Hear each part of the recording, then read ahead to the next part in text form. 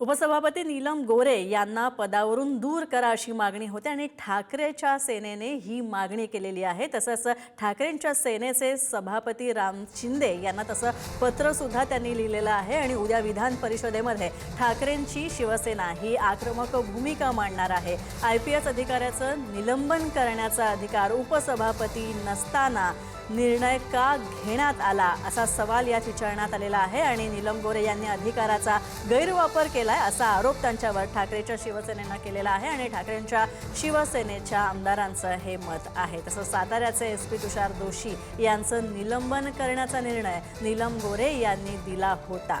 तसे निर्देश त्यांनी दिले होते, मात्र यावर शिवसेनेनं आक्षेप घेतलाय। साताऱ्याचे पोलीस अधीक्षक आणि संबंधित ज्यांनी लोकांना ढकलाढकली केली, जखमी केलेलं आहे आणि महत्त्वाचं म्हणजे मतदानाच्या प्रक्रियेपासून वंचित ठेवलेलं आहे, त्यांचं सरकारने निलंबन करावं असे मी निर्देश देत आहे।